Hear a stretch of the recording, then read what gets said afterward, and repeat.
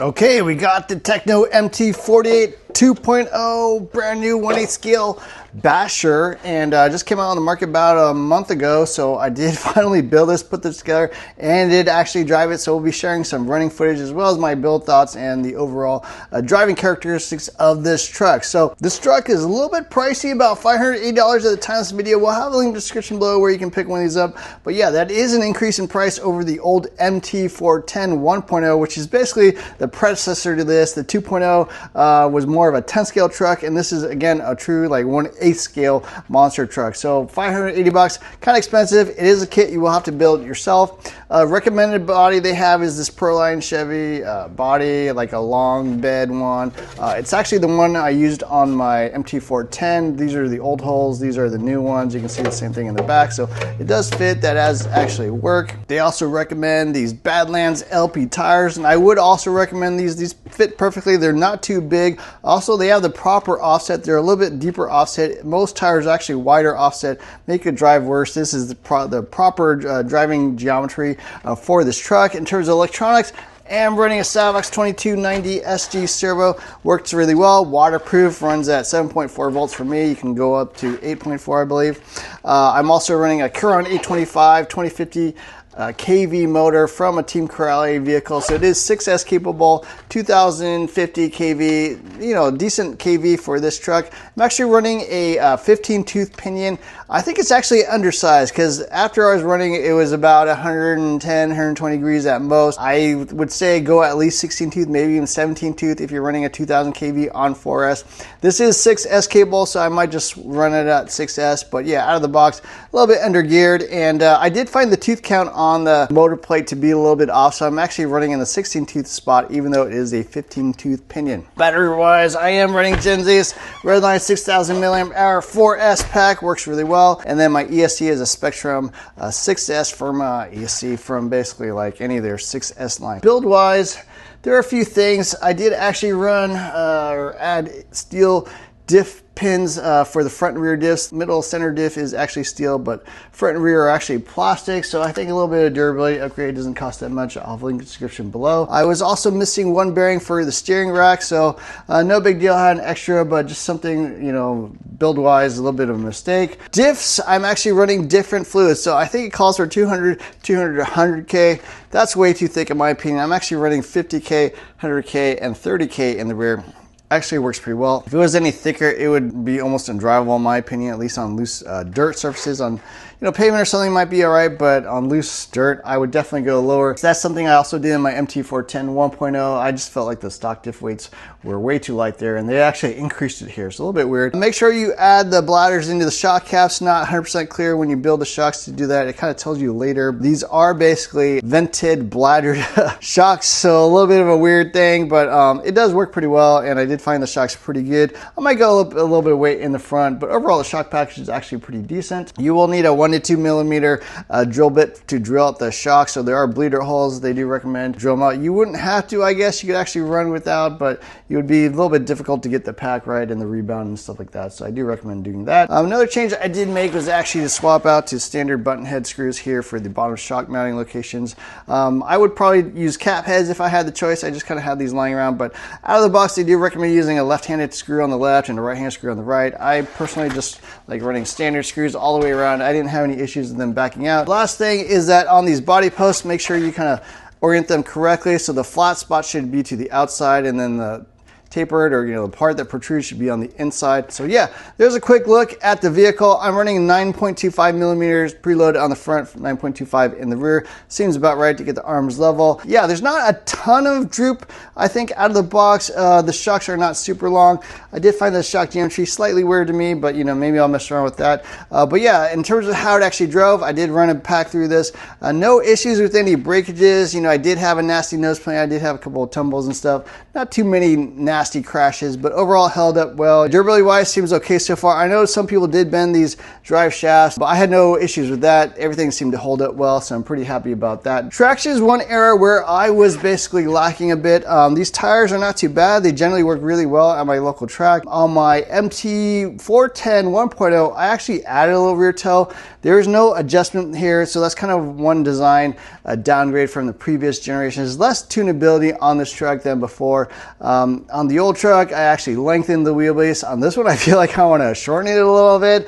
I might do that, but yeah, I definitely wish I could add a little more toe. There are optional blocks if you want to make adjustments there, but out of the box, can't really do that. So there are kind of limitations in how much tuning you can do out of the box. Steering, again, I felt like was lacking a little bit. I would definitely run these Badlands or some sort of Arma offset tire because yeah, most A-scale tires are going to be just too wide offset. You're going to lose even more steering, which to me would be kind of annoying. I did feel like this truck feels flatter and bigger than before. It's almost like a big flat pancake compared to the MT410, which in my opinion felt a little more agile. It was a little bit smaller. I think the width might have even been a little bit less as well, and definitely a shorter wheelbase. So overall, that truck felt a little bit smaller, a little bit more nimble. This one feels a little bit bigger, but a little bit flatter and wider. And especially with like a low slung body like this, I had to mount it pretty low. It just feels like a big flat pizza. I don't know, that's kind of the way I would characterize how it actually drives. Not exactly how I like my trucks to run. So one thing I will definitely do is tighten down the servo saver. I backed it out 1.5 turns from fully locked down.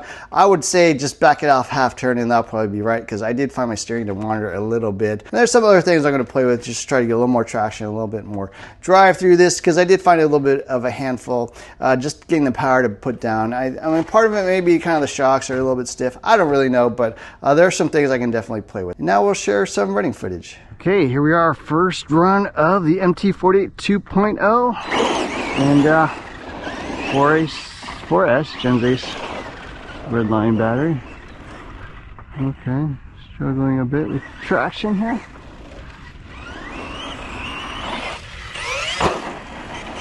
Punch is up to max.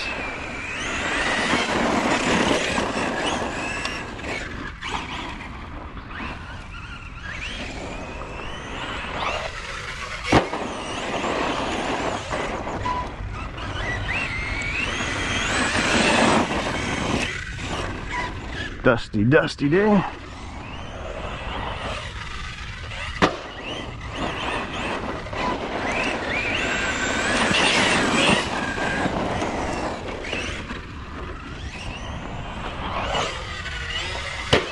Ooh. That wasn't good. Kicked off the rear and couldn't correct it.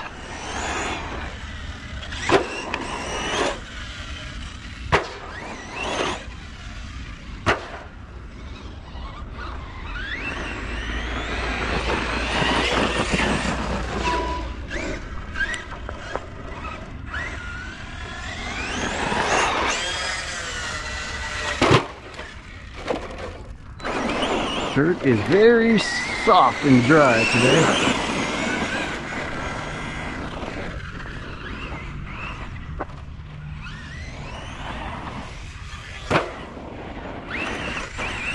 Okay. I gotta stay on the power with this thing.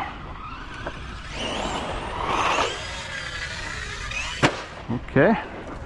Pretty far.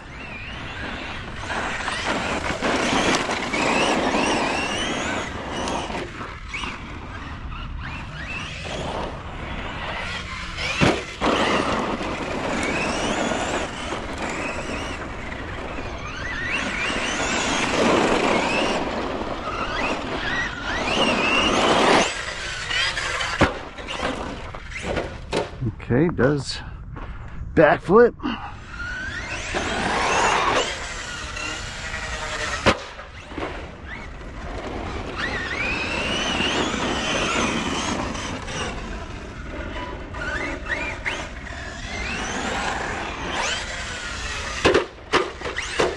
Jeez.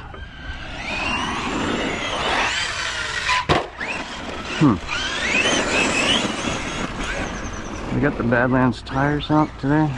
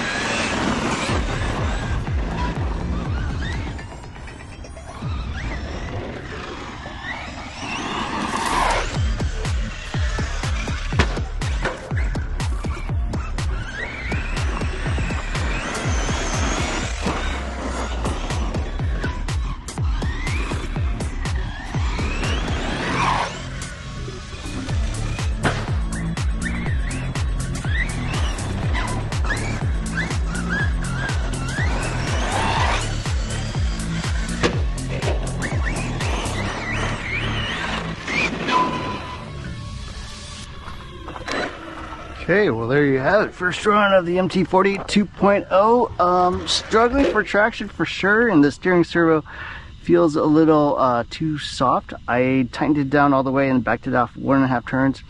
I probably just back it off half a turn if you're building one of these.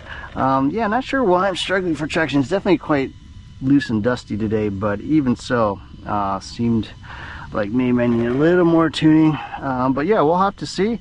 Probably do a little thicker shock fluid in the front, maybe a little more droop all the way around, although I'm kind of at max. So yeah, we'll have to see. But yeah, there you go. MT48 2.0 first run. Nothing seems to have broken, so looks pretty good overall. Thanks for watching. Don't forget to hit the like, share, subscribe buttons. Look for more videos soon.